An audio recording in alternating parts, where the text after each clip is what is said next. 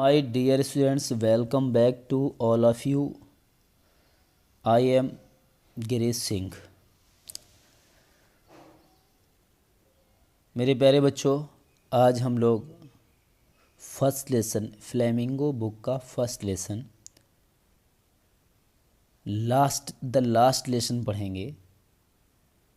जी हाँ, flamingo book का जो फर्स्ट लेसन है उसका नाम है द लास्ट लेसन। ठीक है, यूपी बोर्ड 12th के या सीबीएसई बोर्ड से आप हैं तो भी आपका यही लेसन होगा। तो यदि आपने हिंदी में अच्छे से नहीं अब तक समझा है तो आप इस वीडियो को ज़रूर देख लें ताकि आपको कोई एग्ज़ाम में प्रॉब्लम ना हो। ठीक है, तो देखते हैं इसमें क्या बताया गया। First of all I would like to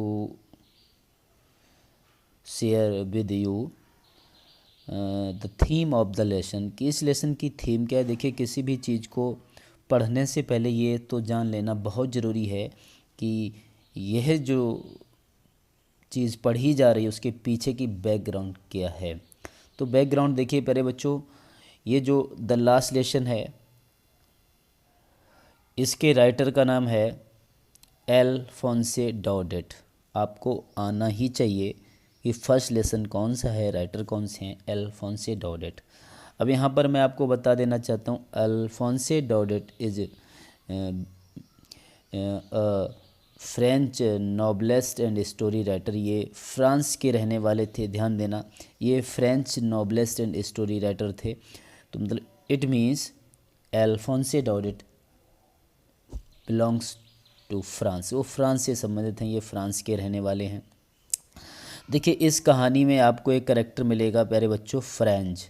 French is none other than Alphonse Daudet. French जो है ये अल्फोंसे डौडेट का ही मेरे बच्चों नाम है। ठीक है, तो ये जो इस लेसन में ये बताया गया कि जब हमारी कंट्री पर, जब हमारे देश पर जो है किसी दूसरे देश का आधिपत्य हो जाता है, उसके बाद में क्या क्या प्रॉब्लम्स फेस करनी पड़ती हैं। स्पेशली राइटर जब स्कूल के अपने स्कूलिंग टाइम में इसने क्या क्या प्रॉब्लम फेस की। होता क्या है कि जो फ्रांस होता है, फ्रांस पर जो है पर्शियन, ये जो लेसन है पहले ऐसे समझ लेते हैं, ये लेसन कब सेट किया गया। देखिए, the lesson is set in the days of Franco Persian war, लिखा है फ्रैंको पर्शियन वार। तो जो फ्रांस और पर्शिया का जब वार हुआ था तब ये लेसन लिखा गया है। उस वार में ही तो हुआ था, उस वार में France was defeated by Persia. France जो था वो पर्शिया के द्वारा हार गया था। Can you tell me something about Persia, क्या आप लोग पर्शिया के बारे में कुछ बता सकते हैं। पर्शिया इज ए कंट्री, ये एक कंट्री है, ये देश है, लेकिन इस टाइम इसका नाम है जर्मनी। ठीक है, Persia is the old name of Germany, ये जर्मनी का पुराना नाम था पर्शिया। तो अब आपको समझ में आया होगा कि जर्मनी ने ही फ्रांस पे अटैक कर दिया था और फ्रांस जो हार गया था, और जो ये राइटर है वो फ्रांस का ही है, ध्यान देना। ठीक है, तो होता क्या है, जब राइटर ये स्कूल में जाता है तो अचानक से उसे स्कूल के हाव भाव सब कुछ चेंज दिखता है। उस दिन रोज़ की तरह कुछ भी दिखता नहीं है, तो वो अचंभे में हो जाता है। और जब स्कूल पहुंचता है तो वो देखता है कि उसकी जो उसका क्लासरूम है उसके पीछे आसपास के गांव वाले भी कुछ लोग बैठे हुए हैं। टीचर जो है उनकी वेशभूषा चेंज होती है, तो वो अचंभे में होता है। लेकिन तभी उससे उसके टीचर के द्वारा, जिनका नाम होता है M Hamel is the teacher in this lesson. तो एम हेमेल बताते हैं क्लास में कि आज आपका लास्ट लेसन है, ये देखिए आज आपका लास्ट लेसन है, today we will teach you the last lesson. वो बताते हैं कि आज हम तुम लोगों को लास्ट लेसन पढ़ाएंगे। आज के बाद में तुम्हारे देश में जो फ्रांस है, फ्रांस की जो भाषा है वो पढ़ाई ही नहीं जाएगी, क्योंकि ऐसा आदेश आ गया। क्योंकि दूसरे देश ने जब आधिपत्य कर लिया तो उन्होंने इस पर, यानी फ्रांस की जो भाषा थी उस पर जो है फ्रेंच लैंग्वेज पर जो है बैन लगा दिया था। तो उस टाइम कैसा फील होता है कि जो हमारे देश की भाषा है, जिसमें हम अपने आप को एक्सप्रेस करते हैं, उस चीज़ पर ही बैन लग गया, तो क्या फीलिंग आती है वो इस लेसन में राइटर जो है बताना चाहता है। ठीक है, अब आपको समझ में आया होगा कि इस लेसन के पीछे की थीम क्या है। तो चलिए ज़्यादा टाइम ना बर्बाद करते हुए हम लेसन को स्टार्ट करेंगे। यहाँ देखिए ये जो फ्रेजेस दिए गए हैं, इन फ्रेजेस को आपको अपनी कॉपी में नोट करते जाना है। जैसे जैसे लेसन आगे बढ़ता जाएगा ये फ्रेजेस जहाँ जहाँ आते जाएंगे मैं आपको मीनिंग बताता जाऊँगा। ओके, डोंट वरी, आप कॉपी ले लीजिए, कॉपी ले लीजिए, पेंसिल ले लीजिए या पेन ले लीजिए और आप अपनी टेक्स्ट बुक को भी खोल कर रखिए प्लीज़, ताकि आपको अच्छे से मैं समझा पाऊँ। ठीक है, तो देखिए अब लेसन को मैं स्टार्ट करूँगा, बड़ा ध्यान से आप सुनिए। I started for school very let that morning. लेखक कहता है उस समय, दैट मॉर्निंग का मतलब होता है उस समय, मैं बहुत देरी से स्कूल के लिए चला था। आई स्टार्टेड मैंने चला था, फॉर स्कूल मैंने स्कूल के लिए, वेरी लेट बहुत देर से, दैट मॉर्निंग मैंने उस समय, सुबह, उस सुबह मैं बहुत देरी से स्कूल के लिए चला था। ठीक, it means the writer wants to say he was going to school that morning but he was late. लेकिन वो लेट था, स्कूल जा रहा था लेकिन लेट था उस मॉर्निंग को। And was in great dread of scolding. तो देखिए यहाँ पर ये फ्रेज जो दिया गया था इन ग्रेट ड्रीड ऑफ, जो कि आपको समझना है, तो वो देखिए यहाँ पे मिल गया, इन ग्रेट ड्रीड ऑफ मिल गया कि नहीं, इन ग्रेट ड्रीड ऑफ। तो इन ग्रेट ड्रीड ऑफ का मतलब मेरे प्यारे बच्चों होता है स्केयर्ड ऑफ। ठीक है, डरा हुआ होना, स्केयर्ड ऑफ होना, या फिर हम कह सकते हैं इन ग्रेट ड्रीड ऑफ का दूसरा मतलब हो सकता है in a lot of fear of, in a lot of fear of, बहुत सारा डर होना, वो ड्रीड ऑफ होता है, in a great dread of. तो वो लेखक कहता है कि स्कोल्डिंग, स्कोल्डिंग का मतलब होता है डांटना, फटकारना। ठीक है, तो लेखक कहता है कि विशेष रूप से इसलिए कि एम हेमल ने ग्रेट डीड ऑफ स्कोल्डिंग, डांट खाने का उसे बहुत डर था, स्पेशली मैंने विशेष रूप से, बिकॉज मैंने क्योंकि एम हेमल कौन है, एम हेमल जो राइटर है अल्फोंसे डॉडेट, जिसका नाम फ्रेंच है, उसके टीचर हैं। एम हेमल हैड सेड, इन्होंने कहा था, दैट ही वुड क्वेश्चन अस, कि वो प्रश्न, ही वुड क्वेश्चन, वो प्रश्न करेंगे, अस माने हमसे, ऑन पार्टिसिपल्स, इस बात का विशेष रूप से डर था कि एम हेमल पार्टिसिपल्स पर प्रश्न करेंगे। ठीक है, 11th में आपने पार्टिसिपल्स पढ़ी होंगी, यदि आपने पार्टिसिपल्स नहीं पढ़ी 11th में, don't worry, because I will teach you everything on YouTube, मैं यूट्यूब पर ही आपको सब कुछ पढ़ा दूंगा। तो पार्टिसिपल्स को हिंदी में कृदंत क्रिया धातु कहते हैं प्यारे बच्चों, कृदंत क्रिया धातु। ठीक है, इंग्लिश में मैं आपको पढ़ाऊँगा।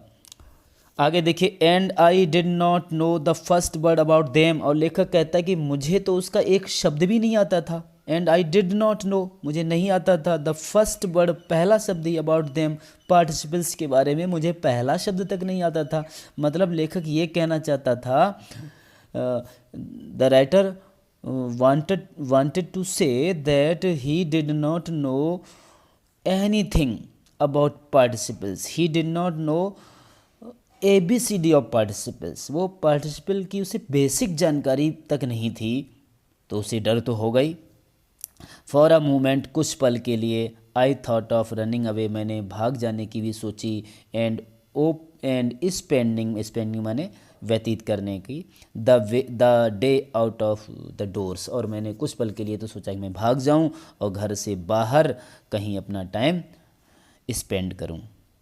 It was so warm so bright, बाहर का मौसम बहुत ही ब्राइट था, वार्म था, काफ़ी अच्छा मौसम बाहर का था।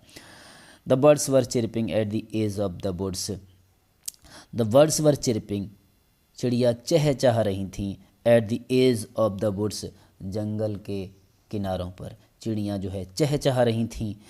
And the open field back of the sawmill, sawmill से मतलब आरा मिल, ठीक है, आरे की मिल, जहाँ पर जो है लकड़ी वगैरह का काम होता है, इन द ओपन फील्ड, और ओपन फील्ड में आरे मिल के बैक में, पीछे की साइड में जो ओपन फील्ड था, उसमें क्या हो रहा था, प्रशियन सोल्जर, जो पर्शिया के जो सोल्जर्स थे, सिपाही थे, वर ड्रिलिंग, वो ड्रिलिंग कर रहे थे, मतलब दे वर मेकिंग एक्सरसाइज, वो एक्सरसाइज कर रहे थे। Okay, it was all much more tempting, ये सब बहुत अधिक टेम्पटिंग था, अट्रैक्टिंग था मेरे लिए, देन माने से, किसके, या की अपेक्षा, किसकी अपेक्षा, the rule for participles, participles के रूल को समझना, उनको स्क्रैम उनको रटना, उनकी अपेक्षा ये सब बहुत टेम्पटिंग था, ये सब देखना बहुत अट्रैक्टिव था मेरे लिए।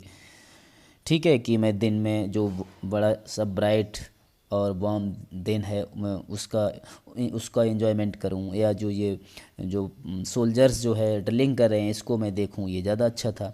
ठीक है, समझ में आया होगा। But I had the strength to resist, लेकिन मेरे पास कंट्रोल करने का पावर था। The writer wants to say he had the power to control over himself, उसे अपने ऊपर कंट्रोल करने का पावर था। And hurried off to go school, और वो जल्दी से स्कूल के लिए भागा। He quickly ran for school, वो तेज़ी से स्कूल के लिए भागा। ठीक है, मतलब वहाँ वो रुका नहीं, उसने कंट्रोल कर लिया। आगे देखते हैं। When I passed the town hall there was a crowd in front of the bulletin board, जब लेखक कहता है कि जब मैं टाउन हॉल के पास पहुंचा, देर was a crowd, तो भीड़ थी, in front of the bulletin board. Bulletin board का मतलब होता है प्यारे बच्चों नोटिस बोर्ड, तो जो नोटिस बोर्ड उसके स्कूल में लगा हुआ था उसके सामने in front of the bulletin board, उसके सामने क्या थी, क्राउड थी, लोगों की भीड़ थी। फॉर द लास्ट 2 years, पिछले 2 वर्षों से, ऑल माने सभी, अवर बैड न्यूज़, जो भी सारी बैड न्यूज़ हैड कम माने आया करती थी, फ्रॉम देयर, वहीं से आती थी सारी बुरी खबरें। कौन कौन सी, द लॉस्ट बैटल्स, जैसे युद्ध हार गए, बैटल्स माने वार, सेनों ने भी नोट कर लिया, आ सकता है एग्जाम में, बैटल्स का वार होता है, तो बैटल्स का वार होता है। अब आपके लिए क्वेश्चन है, वार का एंटोनेम आप मुझे कमेंट बॉक्स में बताना, वार का एंटोनेम, ये इंपॉर्टेंट है। ठीक है, ध्यान रखना।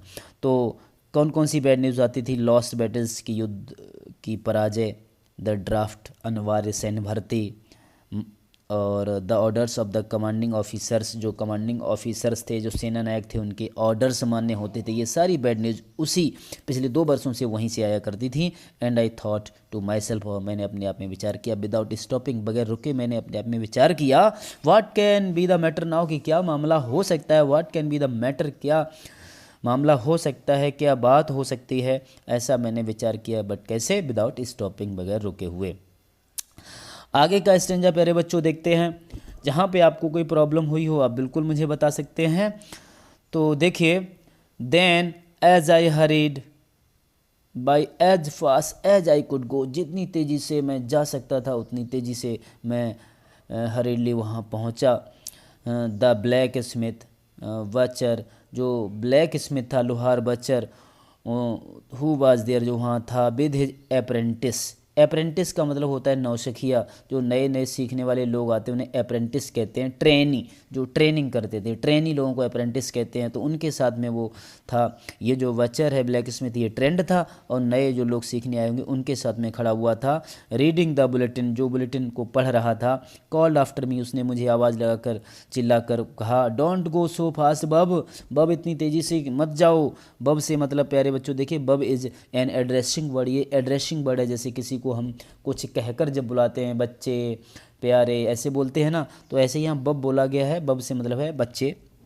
तो राइटर से उसने कहा है बब, डोंट गो सो फास्ट बब, बब इतनी तेज़ी से मत जाओ, बच्चे इतनी तेज़ी से मत भागो। You will get to your school in plenty of time. एक फ्रेज़ देखिए आपको और मिल गया, प्लेंटी ऑफ टाइम, इसको भी आपको नोट करना है। प्लेंटी ऑफ टाइम का मतलब होता है मेरे प्यारे बच्चों, my dear students, plenty of time means a lot of time, बहुत सारे समय को हम प्लेंटी ऑफ टाइम कहते हैं प्यारे बच्चों।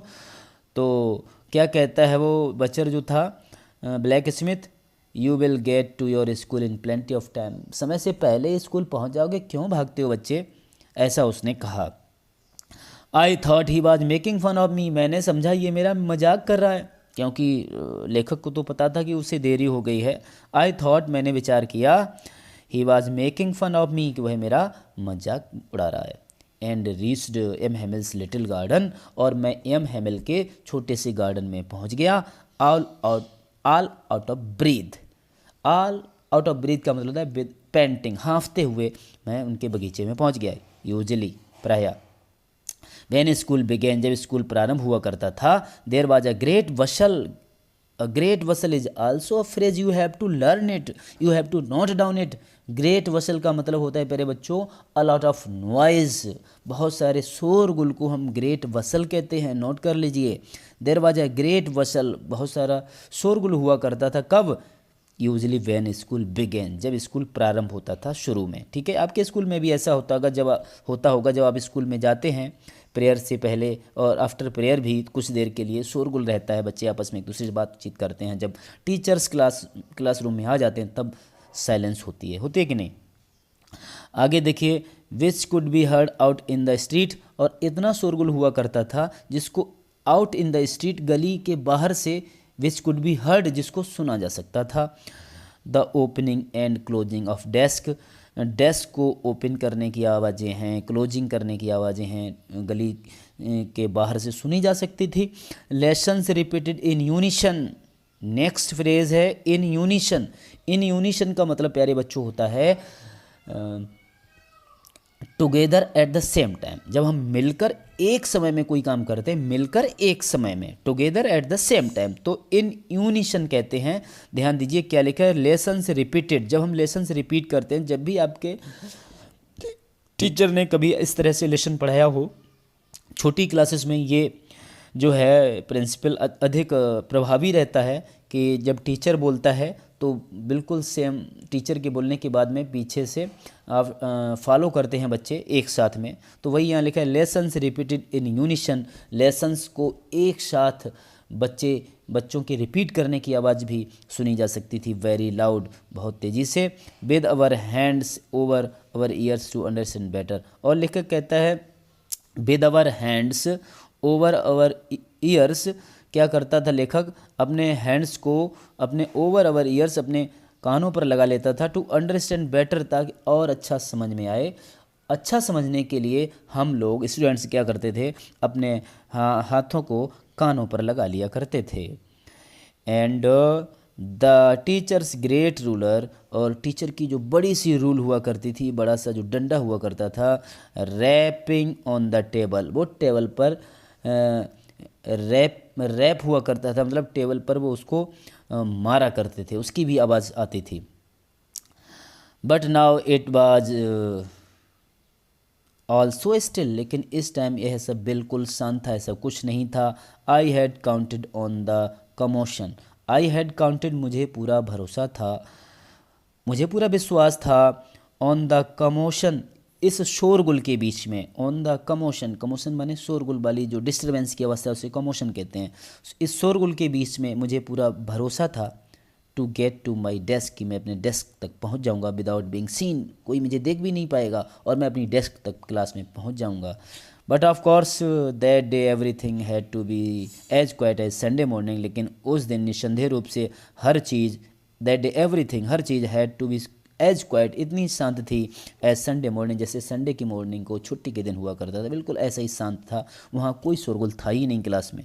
ठीक है, हर दिन ऐसा हुआ करता था लेकिन उस दिन बिल्कुल शांति थी। थ्रू द विंडो, खिड़की से, आई सा माई क्लासमेट्स, मैंने अपने क्लासमेट्स को देखा, मैंने अपने सहपाठियों को देखा, ऑलरेडी इन देयर प्लेसेस, कि वो पहले से ही अपने प्लेसेस पर बैठे हुए थे। And M Hamel walking up and down with his terrible iron ruler, और एम हैमिल थे वॉकिंग अप एंड डाउन, जा रहे थे, आ रहे, इधर से उधर आ जा रहे थे, with his terrible iron ruler, अपनी जो टेरिबल माने भयानक, जो आयरन लोहे की जो छड़ थी, अंडर हिज आर्म्स, अपनी आर्म्स के नीचे, अपनी भुजाओं के नीचे उसको दबाए हुए थे, अपनी बगल में दबाए हुए थे और इधर से उधर आ जा रहे थे, ऐसा उसने खिड़की से देखा। I had to open the door, मुझे दरवाज़ा खोलना पड़ा, and to go in before everybody, और हर किसी के सामने मुझे जाना पड़ा, मतलब सब लोग पहले से ही बैठे थे। और देखिए ऐसे में कैसा फील होता है, कभी आपके साथ भी ऐसा हुआ होगा कि जब आप लेट हो गए, जिस दिन टीचर भी क्लास में बैठे हों और सारे बच्चे क्लास में बैठे हों और आप लेट हो गए और आपको जब क्लास में एंट्री करनी हो तो उस टाइम कैसा फील होता है, वो सिचुएशन आप फील करिए, इमेजिन करिए कि राइटर के साथ में क्या हुआ होगा। और उस समय तो ये स्थिति और भयावह हो जाती है जब आपको अपने चैप्टर्स नहीं आते हैं, उस समय तो और दिक्कत होती है। ठीक है, आपको एक तो इसका भय होता है कि मुझे जो होमवर्क दिया गया वो भी नहीं आता है और ऊपर से मैं लेट हो गया, सारे बच्चे बैठे हुए हैं, तो सब आपका ध्यान आप पर ही होता है, ठीक है। तो आगे लिखा है यू कैन इमेजिन, वही बात लिखी जो मैंने अभी आपको बताई कि आप इमेजिन करिए। हाउ आई ब्लस्ड, ब्लस्ड का मतलब होता है एसेम्ड होना, एसेम्ड होना शर्मिंदा होना। आप इमेजिन करिए, आप इमेजिन ही कर सकते हैं कि मुझे कितनी शर्मिंदगी महसूस हुई होगी। And how frightened I was, और मैं कितना भयभीत था उस समय, कितना डरा हुआ, इसकी आप कल्पना करिए ज़रा। आगे देखिए, बट नथिंग हैपन, लेकिन हुआ कुछ नहीं। एम हेमिल सामी, एम हेमिल ने मुझे देखा, एंड सेड, और कहा, वेरी काइंडली, बड़ी सज्जनता से बोले वो तो, go to your place quickly little French. French कौन है, मैं आपको शुरू में बता चुका हूँ, French is the name of writer himself, वो राइटर का ही नाम है फ्रेंच। उसने कहा go to your place quickly little French, छोटे फ्रेंच जल्दी से अपने स्थान पे पहुंच जाओ। We were beginning without you, मैं तुम्हारी अनुपस्थिति में ही शुरू करने वाला था, लेसन शुरू करने वाला था।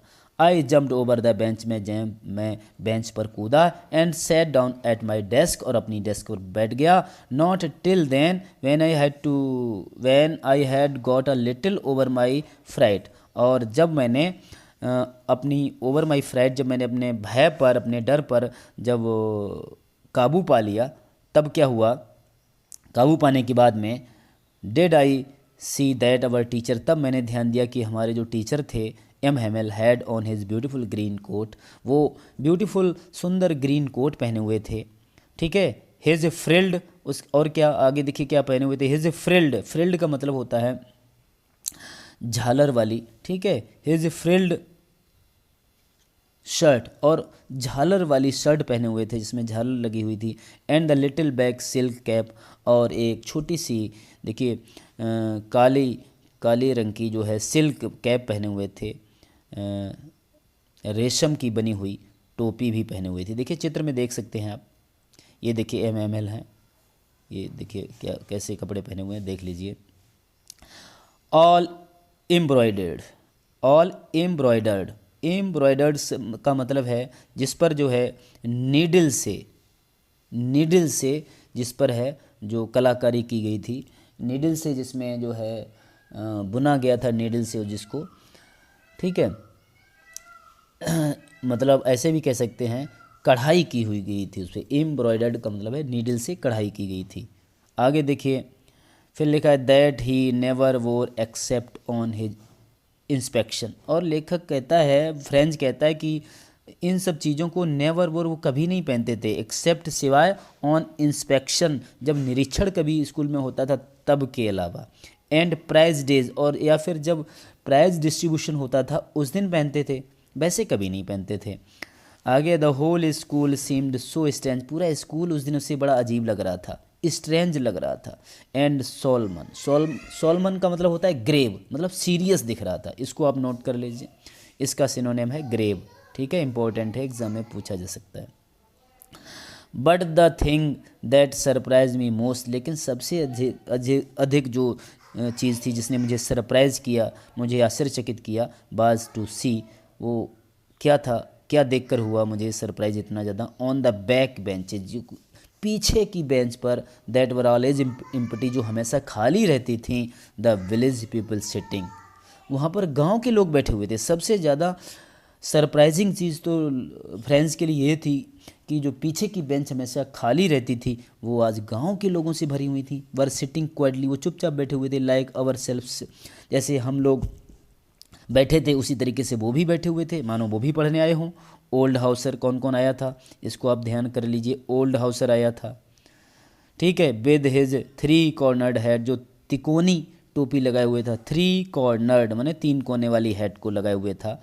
द फॉर्मर मेयर, पूर्व मेयर आए थे, ठीक है, फॉर्मर मेयर माने भूतपूर्व मेयर आए थे।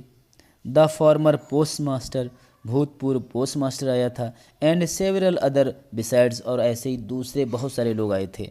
एवरीबडी लुक्ड सैड, हर कोई दुखी दिखाई दे रहा था।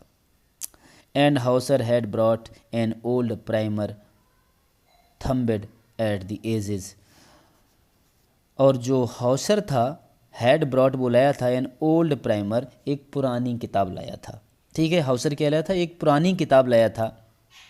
थम्बेड एट द एजेस। थम्बेड, थम मीन्स अंगूठा होता है, तो थम्बेड एट द एजेस माने लगातार उस किताब का प्रयोग किया गया, इस वजह से जो अंगूठे के निशान उस किताब में लगे हुए थे। ठीक है, मतलब किताब गंदी हो चुकी थी।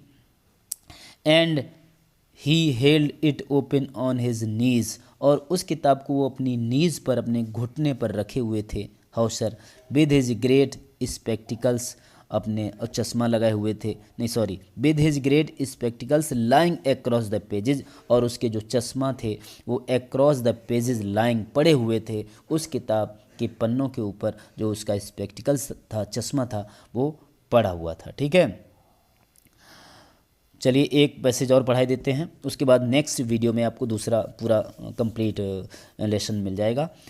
While I was wondering about it all, इन सब के बारे में जब मैं आश्चर्य कर ही रहा था, विचार कर ही रहा था, M हैमिल mounted his chair, M हैमिल जो टीचर थे, माउंटेड माने बैठ गए, हिज चेयर अपनी कुर्सी पर, and in the same grave and gentle tone, और बिल्कुल उसी